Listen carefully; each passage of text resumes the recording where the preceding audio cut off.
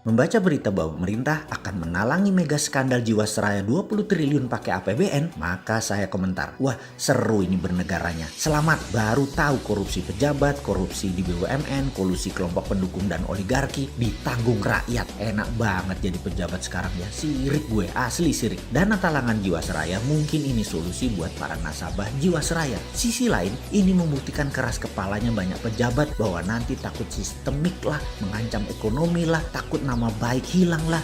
Bos, yang geblek jangan dilindungi atau kalian merupakan bagian dari sistem yang bermasalah. Biarkan yang salah yang menanggung. Kita melihat hal beginian paling gerundel, kuapok lu. Tapi begitu melihat melindungi kesalahan dan kebobrokan pakai APBN, kita berkata, kuapok muka pandul.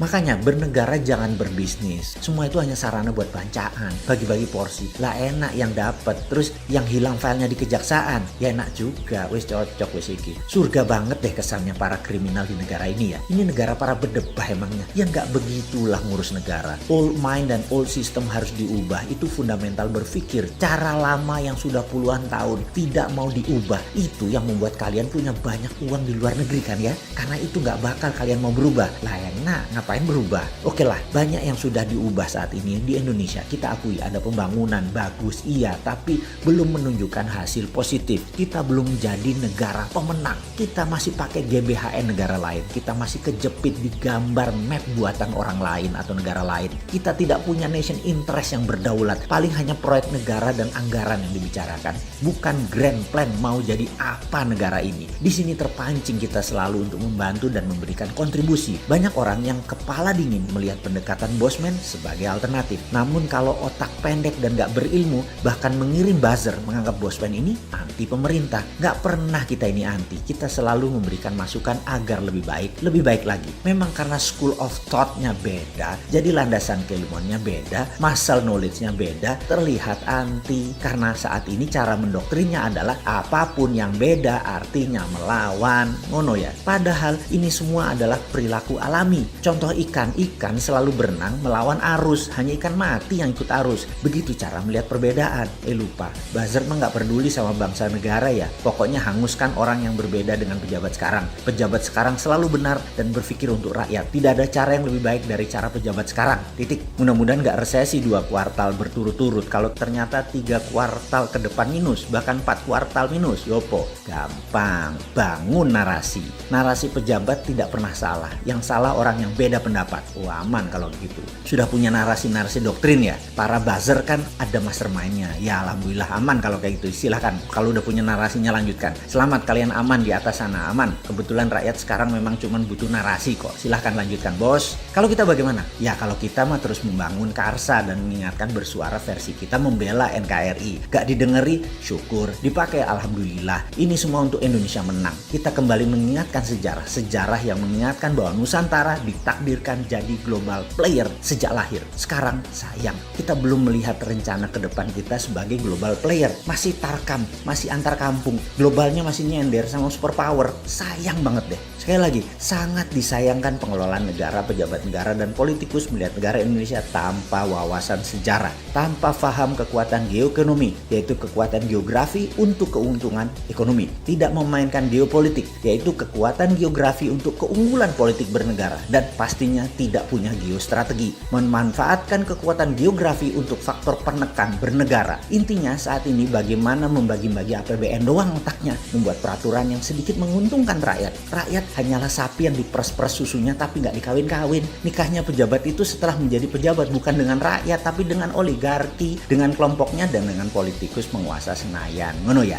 Oke, rakyat habis digrepek-grepek doang dan herannya rakyat gak kapok-kapok malah memuja-muja pejabat seperti itu. Hero-nya dijunjung. Top dah doktrin dan propagandanya. Top Marco Top. Kagum gua. Udah selesai ngegosip, kita lanjut. Kita menengok sejarah sebentar. Kita tahu doktrin jalur sutra itu seakan-akan jalur hebat. Karena mungkin banyak pejabat sekarang kemakan propaganda film Tiongkok dan berbisnis dengan Tiongkok kedalaman. Sampai budaya dan doktrin gak bisa dibedain.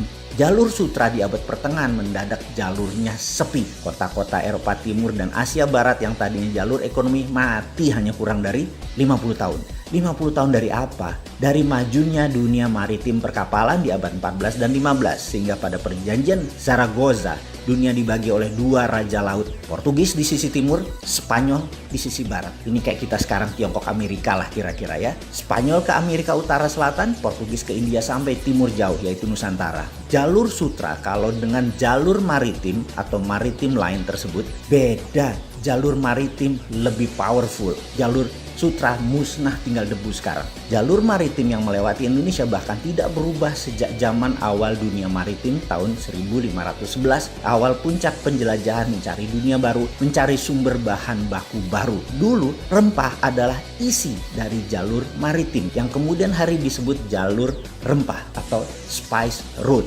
Adalah jalan menuju kemakmuran. Rempah Nusantara telah membawa bangsa Inggris, Belanda, Portugal ke zaman keemasan mereka. Negara Eropa makmur berkelimpahan karena rempah Nusantara. Jadi sedari awal Nusantara memang ditakdirkan menjadi global player dan menjadi pembawa kemakmuran dunia. Ketika komoditas rempah menjadi industri, kebutuhannya rupanya bisa dipenuhi oleh daerah lain di awal abad 20-an. Maka terjadi pergeseran besar di mana bukan yang di permukaan tanah yang menjadi sasaran sekarang, namun yang berada di dalam tanah, yaitu mineral bumi. Perlu diingatkan, di dalam perdagangan rempah dikatakan wilayah Maluku, wilayah Pulau Run misalnya. Jangan bayangkan kekuatan militer yang berkuasa. Sejak awal bulognya Maluku sudah berdiri, namanya Untatang, yang membagi rata petani dan deal dengan pihak asing. Pedagang Arab, pedagang Tiongkok, sampai Portugis, Inggris adalah Untatang ini. Baru ketika Belanda kemaru, greedy dan tamak, mereka membuang 15.000 penduduk wilayah penghasil pala tersebut, tinggal tersisa 1.000-an dan ada banyak pembunuhan terjadi. Ini namanya perampokan atau state sponsor terrorism.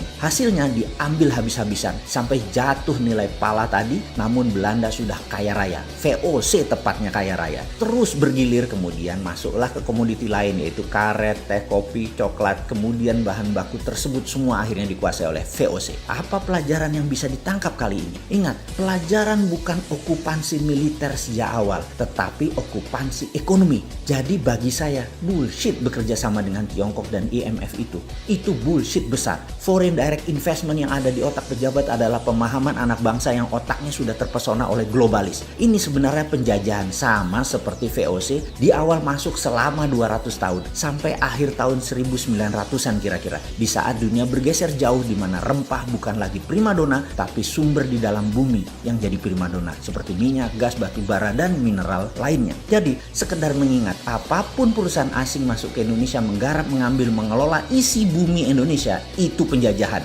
Ide ini maka saya tekankan, kalau mandat di tangan generasi muda di tahun 2024, tidak ada perusahaan tambang di Indonesia milik asing. Setidaknya 50% adalah lokal, di mana proses hilirisasi setelah tambang tadi, mineral tadi, hilirisasinya 100% lokal. Cukup sudah dibodohi oleh asing selama 300 tahun diambil rempah dan apapun yang dihasilkan oleh alam Indonesia. Namun begitu bahan baku alam di Indonesia disentuh asing dan didiamkan, artinya dua. Satu, geblek tidak paham nasionalisme. Yang kedua adalah memang kaki tangan asing.